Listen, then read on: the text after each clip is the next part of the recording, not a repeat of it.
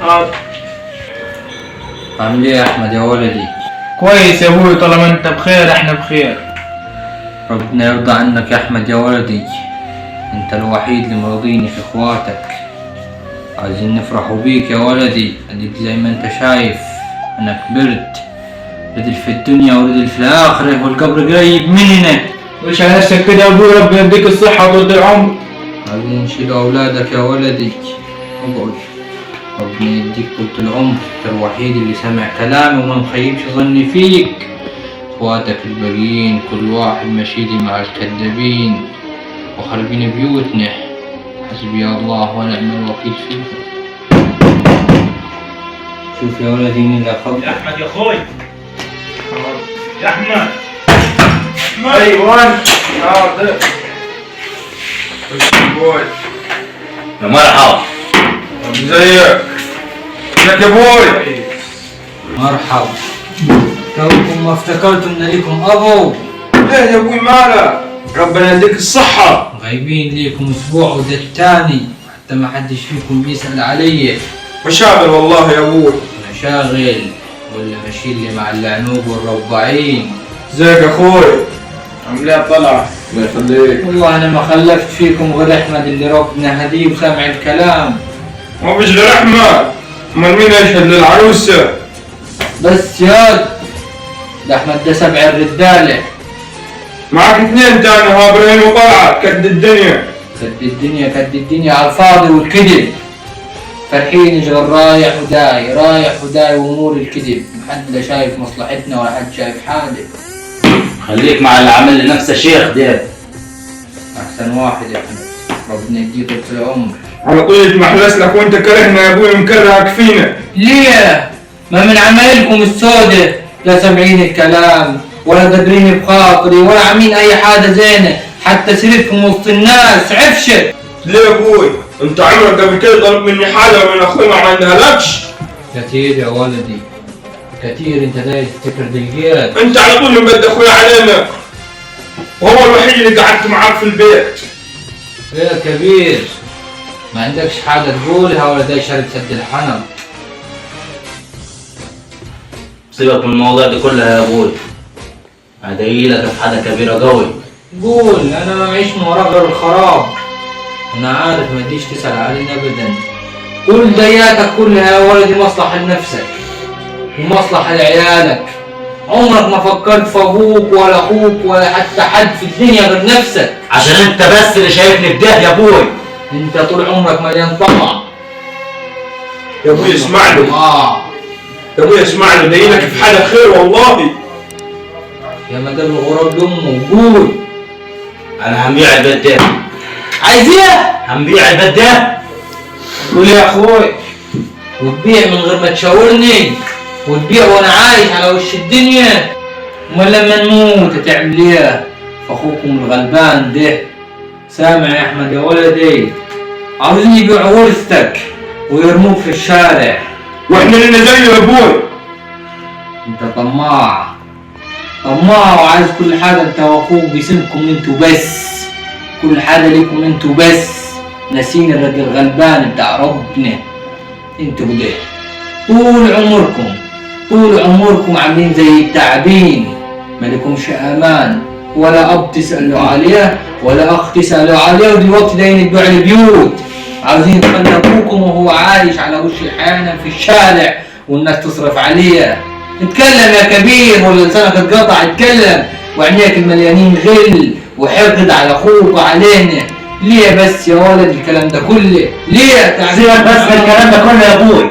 انا هنبيع البيت ده، هنبيعه. عارف يا ابراهيم يا ولدي، وانت يا طلعت، طول ما انا عايش عمركم ما تشموا حاجه من الورثه. طول ما انا على وش الدنيا كلها الدر الرجاله نكتبها لاخوكم احنا.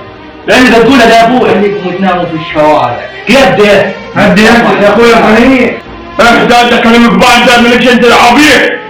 الزعل في اخوك وانا قاعد.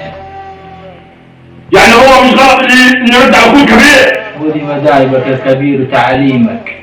ما تعلمش يحترم ابوه في عز ما احنا قاعدين. رد على اخوك. اسمعني بس يا ابوي، المبلغ اللي انا جايبه لك في البيت ده هيعيشنا طول عمرنا مرتاحين ونغمتنا احنا وعيلنا كلها. ولا كنوز الدنيا تغنيني عن بيتي يا طماع يا كبير. يا ابوي اسمع المبلغ. اسكت اسكت، ما تمشيش وراه، ما يدركش غير ورا الخلايق. فلوس مين وعملت مين؟ النفوس يا ولدي، والاحترام ابدا من كل حادث. يا ابوي اسمعني بس يا ابوي، دلوقتي الراجل ده انعرض عليا في البيت ده 10 مليون جنيه، نضيع الفرصه دي بنيدي عشان خاطرك انت. ما انت لو مت هنبيعه. طب استنى حتى لما نموت، حتى يبقى حلوة في عينين الناس، لكن وانا عايش وتسكنوا ابوكم فين يا ترى؟ في الشارع؟ بص يا ابوي، ولا في العيشة الجديدة؟ بص يا ابوي اسمعني يا ابوي، بطل رغي. البيع تأدب يا كبير. اسكت لانصب راسك يا ابراهيم. اسكت يا قليل الادب. انتوا كلكم خدكم الطمع والغل في قلوبكم. انا عارفك يا ابوي، انت معيش ليه تبيع البيت؟ عشان احمد. انا ما عنديش رد على كلامك ده. هو ده اللي مجوك علينا يا ابوي.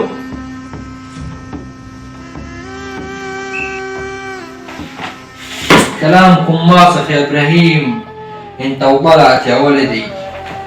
يا ريت يعني تمشوا من هنا وتقولوا اخوكم وابوكم ماتوا وما تجيش هنا تاني، واحنا ما عندناش بيوت للبيع يا ولدي. خلي بالك يا ابوي، انت اللي زرعت الحقد وسطينا عشان طول عمرك مبدي اخوي عني. اخوكم بيسمع الكلام وربنا راضي عليه، لكن انت قلبك وعينك ما شايفاش طول عمرها غير انه هو احسن منك. انت واخوك سمع لي كلام ابراهيم. ابراهيم ده مندوس، قلب اسود. احنا عارفين الكلام ده من زمان، ويا ريت ما تجيبش اخوك معاك تاني يا ابراهيم. ويا ريت خلي بالك يا ابوي، تقطع معاه المعامله نهائيا يا اخي. خلي بالك يا ابوي، البيت ده هنبيعها عش موت، هنبيعها وهناخد البيت ده وهناخد فلوس القواده ده اللي ده يشتريه ويبني شركه عليه. مهما قال قصرت انت بده بايع البيت ده غصب عني يعني. غصب عنك برضاك، هتبيعها. يلا بينا. المره الجايه يا ابوي داير لك على بيع. سلام يا اخوي. كويس، توكلوا على الله، ويا ريت ما تجوش تاني. دايركم ما وراهاش غير الخراب. هدي نفسك يا ابوي عشان صحتك. شايف يا ولدي، ديتهم ما دايباش غير الهموم والتعب. شايف يا ولدي، ما دايش من وراهم غير التعب ووجع القلب.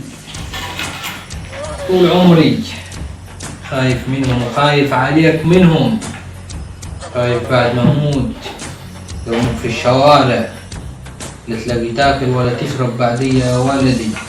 بعد الشر عليك يا ابوي، ما تقولش كده. قلت لك تدوز طول عمرك حتى تلاقي حد يسندك بعد موتي. اسمع يا احمد يا ولدي. نعم يا ابوي. انا كنت عارف الغل ده من اخواتك عندنا يوم ما يحصل، فانا كتبت لك الارض والبيت عند المحامي باسمك. اوه، عملت كده ليه يا ابوي؟ ما انت عارف ان اخواتي ليهم في البيت زي ما ليا. اسمع، تفضل طول عمرك طيب وطيبتك دي اللي مشمتة فيك الناس. انا عارف ان اخواتك هيحصل منهم ده، وانا بكره وبعده هموت وهيرموك في الشارع وياخدوا منك البيت والبيت يا ولدي. الله ربنا يسترها يا ولدي. ارفعني يا ولدي. ارفع. حاضر يا ابوي.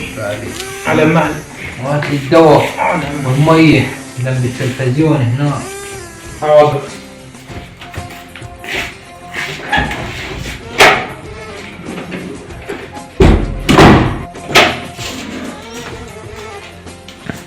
ابوي المية يا ابوي. ابوي سبتني يا ابوي، سبتني لوحدي يا ابوي، سبتني اخواتي يا ابوي.